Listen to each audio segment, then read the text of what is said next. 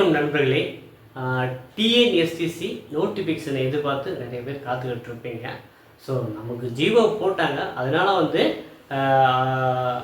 Notification பார்த்திங்கன்னா வெகு விரைவில் இந்த டிசம்பர் மாதத்துக்குள்ளே கண்டிப்பாக நமக்கு போட்டு தான் ஆகணும். ஏன் டிலே ஆகுது அப்படின்னு நிறைய பேர் கேட்குறான்.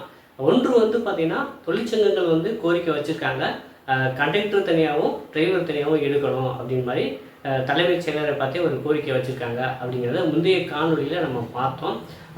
ஏன் அப்படி வச்சுருக்காங்கன்னா, குறிப்பாக பார்த்திங்கன்னா மகளிர் அவங்க என்ன பண்ணியிருப்பாங்கன்னா கண்டக்டர் லைசன்ஸ் அதிகமாக போட்டு வச்சுருப்பாங்க.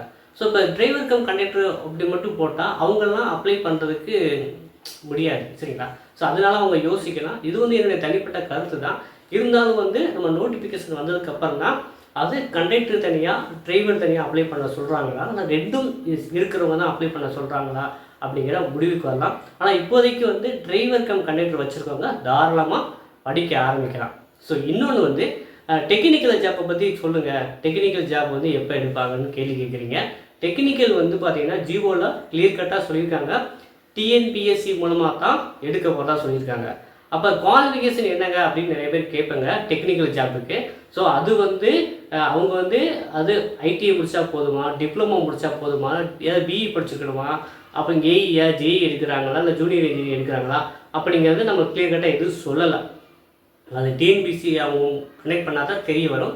ஸோ இப்போதைக்கு டிஎன்எஸ்டிசி டிரைவர் கம் கண்டக்டர் அந்த எலிஜிபிலிட்டி கிரிட்டீரியில் இருக்கிறவங்க தாராளமாக தேர்வுக்கு படிக்க ஆரம்பிக்கலாம். ஸோ இந்த நோட்டிஃபிகேஷன் கொடுத்து ஒரு 30-40 நாளுக்குள்ளே எக்ஸாம் வச்சுருவாங்க, சரிங்களா? ஸோ அதனால தான் நீங்கள் எல்லாருமே ஒரு ரன்னிங் ஸ்டாப்பாக பஸ்லேயோ ட்ரெயின்லேயோ ஒரு ரன்னிங்லேயே இருப்பீங்க. ஸோ நம்ம சூழ்நிலை பார்த்திங்கன்னா எல்லாராலையுமே நம்ம எக்ஸாம் வந்தோடனே ஒரு மாதம் லீவ் போட்டு படிக்கிற சூழ்நிலை யாருக்கு இல்லைன்னு தெரியும். ஸோ அதனால் இப்போ நம்ம ஜியோ வந்துருச்சு, இது ஒரு முன்னேற்பாடை எடுத்துகிட்டு படிக்க ஆரம்பிக்கிறது நல்லது. ஸோ இன்றைய காலையில் நம்ம என்ன பண்ண போகிறோன்னா, கடந்த ஆண்டு எவ்வளோ கட் ஆஃப் இருந்தது, யாரெல்லாம் ப்ராக்டிக்கல் இன்டர்வியூலாம் போனாங்க, அந்த டீட்டெயில்ஸ் சொல்லுங்கள் அப்படின்னு நிறைய பேர் கேட்டிருந்தீங்க. ஏன்னா நாங்களும் அதுக்கு தகுந்த மாதிரி படிப்போம் அப்படின்னு கேட்டிருந்தாங்க. ஸோ உங்களுக்காக இந்த காணொலி. நீங்கள் பார்த்தீங்கன்னா முதல் தடவை நான் ஒரு சேனலை பார்க்குறவராக இருந்தால் மறக்காமல் சப்ஸ்கிரைப் பண்ணிட்டு பில் பட்டனையும் கிளிக் பண்ணி வச்சுருங்க. ஓகே. இப்போ கடந்த ஆண்டு பார்த்தீங்கன்னா மொத்தம் 100 மதிப்பெண்ணுக்கு தேர்வு வச்சுருந்தாங்க எஸ்சிடிசியில். அதில் தமிழுக்கு 50 மதிப்பெண். நீங்கள் 50க்கு ஜஸ்ட்டு 20 மதிப்பெண் எடுத்தால் போதும். அப்படின்னா தான் இந்த பேப்பர் தான் திருத்துவாங்க, சரிங்களா? 50க்கு 20 எடுத்தால் போதும், ரொம்ப மெனக்கட வேண்டாம் தமிழை பொறுத்த வரைக்கும். அந்த ஜிகே பாட்டில் 30 மார்க் தொழில்முறை திறனறி தேர்வு. ஸோ இதில் டிராஃபிக் ரூல்ஸு, அப்புறம் பார்த்திங்கன்னா டிராஃபிக் சயின்ஸு, அப்புறம் போக்குவரத்து விதிகள், சாலை பாதுகாப்பு, வாகன பராமரிக்க முறைகள், அப்புறம் இன்ஜின் சம்மந்தமாக. ஸோ இந்த மாதிரி கேட்டிருந்தாங்க இந்த 30 மதிப்பெண். அப்புறம் 20 மதிப்பெண்ணுக்கு சிம்பிள் மேக்ஸு, காமன் ஜிகே இந்த மாதிரி கேட்டிருந்தாங்க. இந்த 50 மதிப்பெண்ணுக்கு எவ்வளோ மதிப்பெண் எடுக்கிறாங்களோ அதை பேஸ் பண்ணி தான் நெக்ஸ்ட் லெவல் போனாங்க.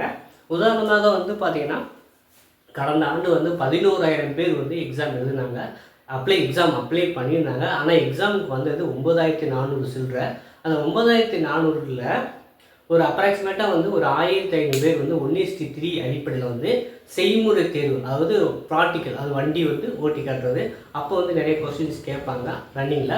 ஸோ அந்த மாதிரி தான் ப்ராக்டிக்கல் நடந்தது, இன்டர்வியூ நடைபெற்றது, சரிங்களா?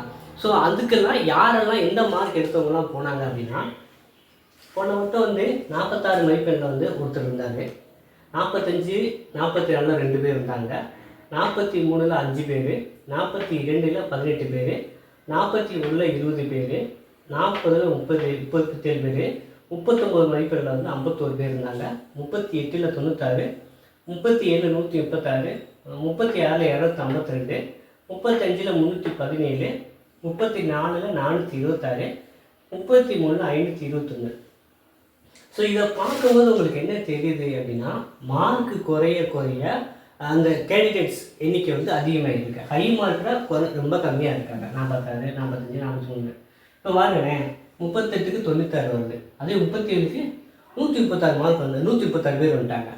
36 பேருக்கு பாருங்கள், 252 பேர் 36 பேர்லேயே இருக்காங்க. 35 பேரில் பாருங்கள் 317 பேர். அப்போ 34ல் 426 பேர். அப்போ என்னென்னா, இங்கே மார்க் குறைஞ்சிங்க அப்படின்னா உங்களுக்கான காம்படிஷன் ரொம்ப ஆகிடும்.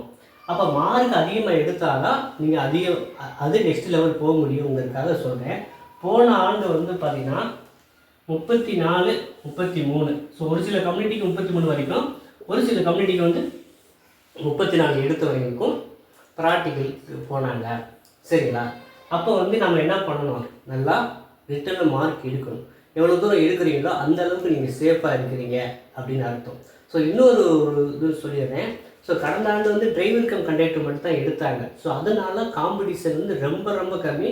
ஒரு போட்டித் தேர்வுக்கு வெறும் 9400 பேர் அப்படின்னாங்கிறது பார்த்தீங்கன்னா எவ்வளோ பெரிய கம்மியான விஷயம். அதுவே நீங்கள் டிஎன்பிஎஸ்சி அப்படி போனீங்கன்னா 20 லட்சம் பேர் 15 லட்சம் பேர் வருவாங்க. அப்போ உங்களுக்கு வந்து ரொம்ப ரொம்ப காம்படிஷன் போன வட்டம் கம்மி. ஆனால் இந்த வட்டமும் எஸ்சிடிசி மாதிரி டிரைவர் கம் கண்டக்டர் எடுத்தாங்கன்னா போன வட்டம் ஒரு 16,000 பேர் அப்ளை பண்ணாங்கன்னா இந்த வட்டம் ஒரு 15,000 பேர் அப்ளை பண்ணுவாங்க. சப்போஸ் வந்து டிரைவர் தனியாகவும் கண்டக்டர் தனியாகவும் அவங்க அப்ளை பண்ண அலோவ் பண்ணிட்டாங்கன்னா எனக்கு தெரிஞ்சு குறைஞ்சது 50,000 பேர் வந்துடுவாங்க. ஓகேவா? ஸோ அதனால தான் சொல்கிறேன். இப்போ வந்து போன வட்டம் கட் ஆஃப் வச்சு சொல்கிறேன். நீங்கள் வந்து படிங்க. ரிட்டனில் வந்து யாருமே உங்களுக்கு ஹெல்ப் பண்ண மாட்டாங்க.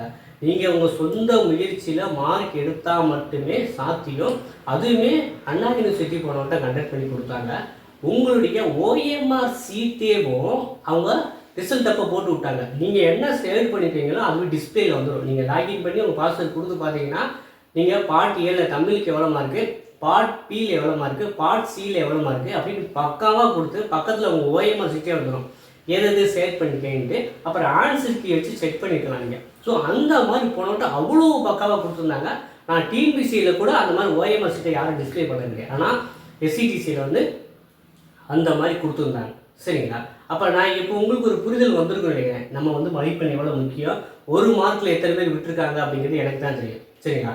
ஏன்னா போன வட்டம் கடைசி அவங்க அப்பாயின்மெண்ட் ஆர்டர் வாங்குற வரைக்குமே நம்ம அவங்க கூட பயணித்தோம். ஸோ அதனால சொல்கிறேன். அப்போ வந்து பார்த்தீங்கன்னா ஸோ இந்த மாதிரி சூழ்நிலை இருக்கிறதுனால காம்படிஷன் இருக்கிறதுனால நீங்கள் வந்து இப்போதே படிக்க ஆரம்பிக்கிறது நல்லது. சரிங்களா? அதனால் தமிழுக்கு வந்து நீங்கள் ரொம்ப கவலைப்பட வேண்டாம். 50க்கு 20 மார்க் வந்து ஓரளவு படிச்சிங்கன்னா எடுத்துடலாம். ஆனால் இந்த இதில் தொழில்முறை திறனறி தேர்வு வந்து பார்த்திங்கன்னா அவங்க போன வட்டம் எப்படி கேட்டிருந்தாங்கன்னா ஸோ 10th லெவலில் டிரைவர் ஜாபுக்கு குவாலிஃபிகேஷன். ஆனால் அப்படி கேட்கல. ஐடிஐ படித்தவங்க, டிப்ளமோ படித்தவங்க, அந்த மாதிரி வந்து இன்ஜினியர் சம்மந்தமாக நிறைய கேட்டிருந்தாங்க. ஸோ அதுக்கெல்லாம் நீங்கள் தயாராகல. இன்ஜின் சம்மந்தமாக, டயர் சம்மந்தமாக, டயரோட எவ்வளோ வித்து இருந்தது, ஸோ இந்த மாதிரி பேட்டரியோட வேர்ல்டு எவ்வளவு, ஸோ இந்த மாதிரி ஒரு டீப்பாக தான் கேட்டிருந்தாங்க. ஸோ அதுக்கு வந்து நீங்கள் மெனக்கடணும். சரிங்களா? அதுக்கு படித்தா தான் நம்ம இந்த அளவு நீங்கள் உள்ளே போக முடியும். ஸோ அதனால தான் உங்களுக்கு திரும்ப வந்து நான் ஸோ இப்போருந்தே படிக்க ஆரம்பிங்க. ஏன்னா நோட்டிஃபிகேஷன் வந்து உங்களுக்கு டைம் இருக்காது. எல்லாருமே வந்து ஒரு மாதம் லீவை போட்டு படிக்கிற சூழ்நிலை இல்லை. ஸோ அதனால் இப்போ இருந்தே ஒரு 1/2 மணி நேரமோ 1 மணி நேரமோ கிடைக்கிற நேரத்தில் படிக்க ஆரம்பிங்க. ஜீவோ நமக்கு வந்துருச்சு, கண் முன்னாடி வந்துருச்சு, எல்லாருக்குமே தெரியும். நோட்டிஃபிகேஷன் தானே முன்ன பண்ண ஆனாலும் சரி நீங்கள் வந்து படித்து வச்சுக்கிறது நல்லது. ஸோ உங்களுக்கு படிக்கிறதுக்கு என்ன கைடன்ஸ், ஸ்டடி மெட்டீரியல் தேவையா, இல்லை ஆன்லைன் கிளாஸ் தேவையா, இல்லை டெஸ்ட்டு மூலமாக போட்டு பார்க்கணுமா, இது எல்லாமே நம்ம ப்ரொவைட் பண்ணுறோம். வேணுங்கிறவங்க வந்து இந்த வாட்ஸ்அப் உங்களுக்கு சாட் பண்ணி வாங்கி படிக்க ஆரம்பிக்கலாம். இது சம்மந்தமாக உங்களுக்கு டவுட் இருந்தாலும் நம்மகிட்ட கிளியராக கேட்கலாம். கமெண்டில் தெரிவிங்க. நம்ம அடுத்த காலில் டீட்டெயிலாக வந்து இனிமேல் ரெகுலராக டெய்லி பேசிக்கலாம். ஏன் என்னால் ஒரு 10 நாளாக தொடர்ச்சியாக வீடியோ போட முடியலன்னா ஸோ எனக்கு உடம்பு சரியில்லை, அதனால தான் நான் கண்டினியூஸாக பண்ண முடியல. ஸோ மறுபடியும் மீண்டும் வந்துட்டேன். ஸோ உங்களுக்காக ஸோ என்ன கூட சேர்ந்து பயணம் பண்ணுவோம். கண்டிப்பாக நம்ம 2025 ஒரு ரன்னிங் ஷாப்பாக வந்து போடலாம். ஓகேங்களா? ஸோ வாழ்த்துக்கள். இது சொன்ன கமெண்ட்லாம் தெரிவிங்க. உங்களுக்கு ஸ்டடி மெட்டீரியல் தேவைனாலும் இந்த டிஸ்பிளேயில் வாட்ஸ்அப் சாட் பண்ணி நீங்கள் வாங்கி படிங்க.